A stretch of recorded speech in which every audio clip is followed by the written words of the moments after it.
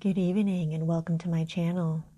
Tonight we'll be continuing our story of The Hound of the Baskervilles by Sir Arthur Conan Doyle. Chapter 8. First Report of Dr. Watson. From this point onward, I will follow the course of events by transcribing my own letters to Mr. Sherlock Holmes, which lie before me on the table.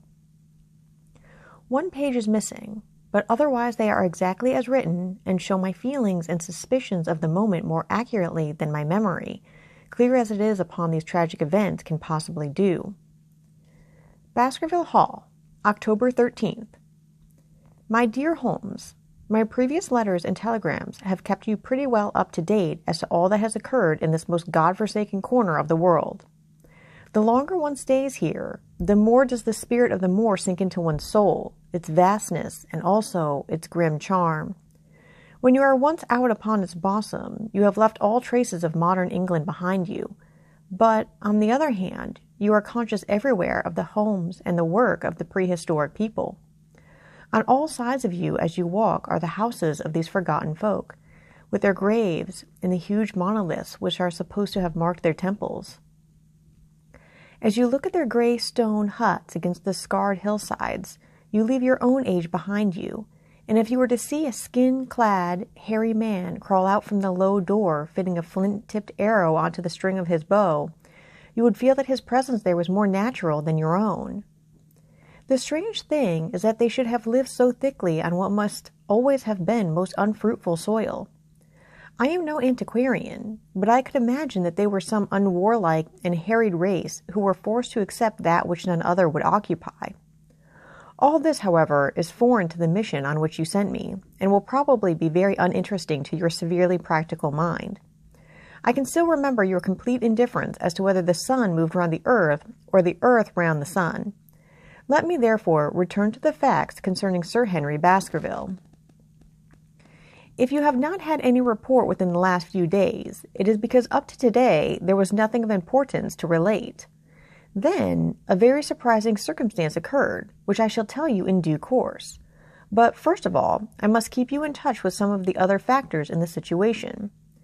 One of these, concerning which I have said little, is the escaped convict upon the moor. There is strong reason now to believe that he has got right away, which is a considerable relief to the lonely householders of this district. A fortnight has passed since his flight, during which he has not been seen, and nothing has been heard of him. It is surely inconceivable that he could have held out upon the moor during all that time. Of course, so far as his concealment goes, there is no difficulty at all. Any one of these stone huts would give him a hiding place. But there is nothing to eat unless he were to catch and slaughter one of the moor sheep. We think, therefore, that he is gone, and the outlying farmers sleep the better in consequence.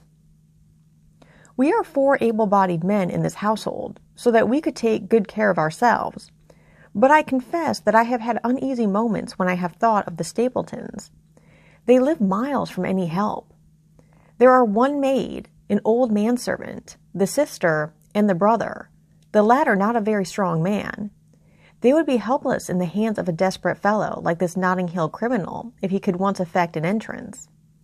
Both Sir Henry and I were concerned at their situation, and it was suggested that Perkins, the groom, should go over to sleep there, but Stapleton would not hear of it. The fact is that our friend, the baronet, begins to display considerable interest in our fair neighbor.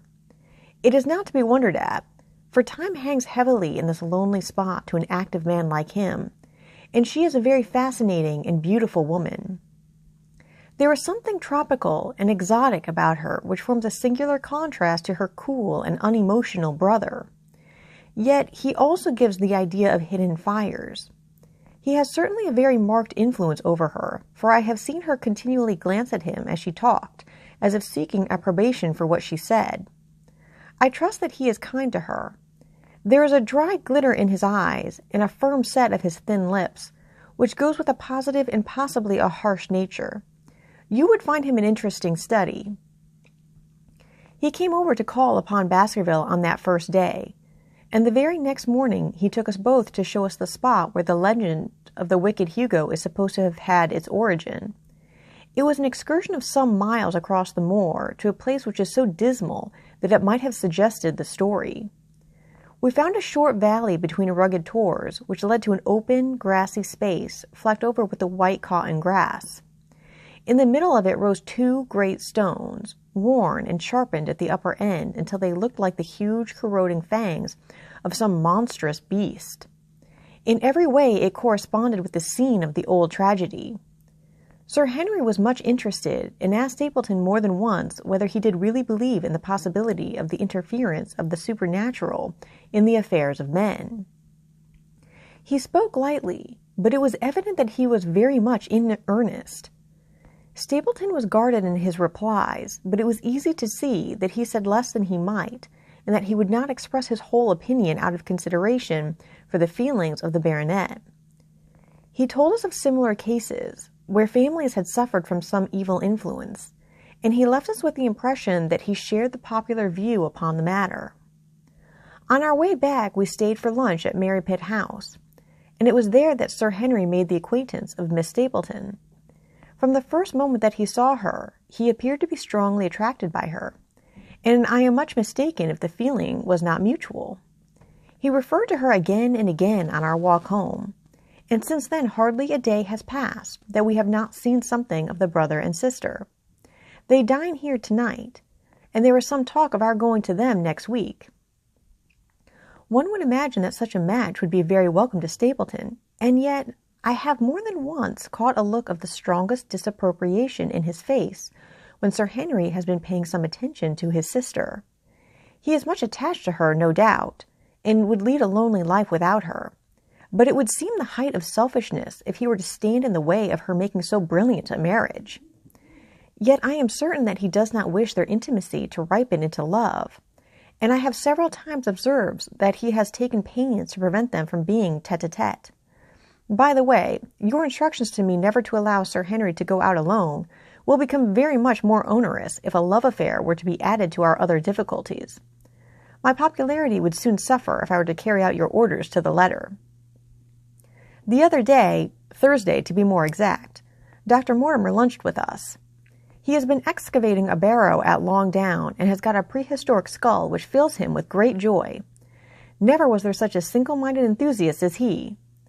The Stapletons came in afterwards, and the good doctor took us all to the yew alley at Sir Henry's request to show us exactly how everything occurred upon that fatal night. It is a long, dismal walk, the yew alley, between two high walls of clipped hedge, with a narrow band of grass upon either side. At the far end is an old, tumble-down summer-house. Halfway down is the moor gate, where the old gentleman left his cigar-ash. It is a white wooden gate with a latch. Beyond it lies the wide moor. I remembered your theory of the affair and tried to picture all that had occurred. As the old man stood there, he saw something coming across the moor, something which terrified him so that he lost his wits and ran until he died of sheer horror and exhaustion. There was the long, gloomy tunnel down which he fled. And from what? A sheepdog of the moor? Or a spectral hound, black, silent, and monstrous? Was there a human agency in the matter? Did the pale, watchful Barrymore know more than he cared to say? It was all dim and vague, but always there's the dark shadow of crime behind it. One other neighbor I have met since I wrote last. This is Mr. Frankland of Laughter Hall, who lives some 4 miles to the south of us. He is an elderly man, red-faced, white-haired, and choleric. His passion is for the British law, and he has spent a large fortune in litigation. He fights for the mere pleasure of fighting, and is equally ready to take up either side of a question, so that it is no wonder that he has found it a costly amusement. Sometimes he will shut up a right-of-way and defy the parish to make him open it. At others, he will with his own hands tear down some other man's gate and declare that a path has existed there from time immemorial, defying the owner to prosecute him for trespass. He has learned an old manorial and communal rights, and he applies his knowledge sometimes in favor of the villagers of Fernworthy and sometimes against them, so that he is periodically either carried in triumph down the village street, or else burned in effigy according to his latest exploit. He is said to have about 7 lawsuits upon his hands at present, which will probably swallow up the remainder of his fortune, and so draw his sting and leave him harmless for the future. Apart from the law, he seems a kindly, good-natured person, and I only mention him because you were particular that I should send some description of the people who surround us. He is curiously employed at present, for being an amateur astronomer, he has an excellent telescope, with which he lies upon the roof of his own house and sweeps the moor all day in the hope of catching a glimpse of the escaped convict.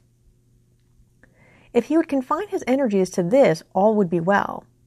But there are rumors that he intends to prosecute Dr. Mortimer for opening a grave without the consent of the next of kin because he dug up the Neolithic skull in the barrow on Long Down. He helps to keep our lives from being monotonous and gives a little comic relief where it is badly needed. And now, having brought you up to date in the escaped convict, the Stapletons, Dr. Mortimer, and Franklin of Laughter Hall, let me end on that which is most important and tell you more about the Barrymores, and especially about the surprising development of last night. First of all, about the test telegram, which you sent from London in order to make sure that Barrymore was really here. I have already explained that the testimony of the postmaster shows that the test was worthless, and that we have no proof one way or the other. I told Sir Henry how the matter stood, and he at once, in his downright fashion, had Barrymore up and asked him whether he had received the telegram himself. Barrymore said that he had. "Did the boy deliver it into your own hands?" asked Sir Henry. Barrymore looked surprised, and considered for a little time. "No," said he, "I was in the box room at the time, and my wife brought it up to me." "Did you answer it yourself?" "No, I told my wife what to answer, and she went down to write it." In the evening, he recurred to the subject of his own accord. "I could not quite understand the object of your questions this morning, Sir Henry," said he. "I trust that they do not mean that I have done anything to forfeit your confidence?" Sir Henry had to assure him that it was not so, and pacify him by giving him a considerable part of his old wardrobe, the London outfit having now all arrived. "Mrs. Barrymore is of interest to me. She is a heavy, solid person, very limited, intensely respectable, and inclined to the puritanical. You could hardly conceive a less emotional subject. Yet I have told you how on the first night here I heard her sobbing bitterly, and since then I have more than once observed traces of tears upon her face. Some deep sorrow gnaws ever at her heart. Sometimes I wonder if she has a guilty memory which haunts her, and sometimes I suspect Barrymore of being a domestic tyrant. I have always felt that there was something singular and questionable in this man's character, but the adventure of last night brings all my suspicions to a head. And yet it may seem a small matter in itself. You are aware that I am not a very sound sleeper, and since I have been on guard in this house, my slumbers have been lighter than ever. Last night, about 2 in the morning, I was aroused by a stealthy step passing my room. I rose, opened my door, and peeped out. A long black shadow was trailing down the corridor. It was thrown by a man who walked softly down the passage with a candle held in his hand. He was in shirt and trousers, with no covering to his feet. I could merely see the outline, but his height told me that it was Barrymore. He walked very slowly and circumspectly, and there was something indescribably guilty and furtive in his whole appearance. I have told you that the corridor is broken by the balcony which runs round the hall, but that it is resumed upon the farther side. I waited until he had passed out of sight, and then I followed him. When I came round the balcony, he had reached the end of the farther corridor, and I could see from the glimmer of light through an open door that he had entered one of the rooms. Now, all these rooms are unfurnished and unoccupied, so that his expedition became more mysterious than ever. The light shone steadily as if he were standing motionless. I crept down the passage as noiselessly as I could and peeped round the corner of the door. Barrymore was crouching at the window with the candle held against the glass. His profile was half turned towards me, and his face seemed to be rigid with expectation as he stared out into the blackness of the moor. For some minutes he stood watching intently. Then he gave a deep groan, and with an impatient gesture he put out the light. Instantly I made my way back to my room, and very shortly came the stealthy steps passing once more upon their return journey. Long afterwards, when I had fallen into a light sleep, I heard a key turn somewhere in a lock, but I could not tell whence the sound came. What it all means, I cannot guess. But there is some secret business going on in this house of gloom, which sooner or later we shall get to the bottom of. I do not trouble you with my theories, for you asked me to furnish you only with facts. I have had a long talk with Sir Henry this morning, and we have made a plan of campaign founded upon my observations of last night. I will not speak about it just now, but it should make my next report interesting reading. Thus ends Chapter 8 of The Hound of the Baskervilles by Sir Arthur Conan Doyle.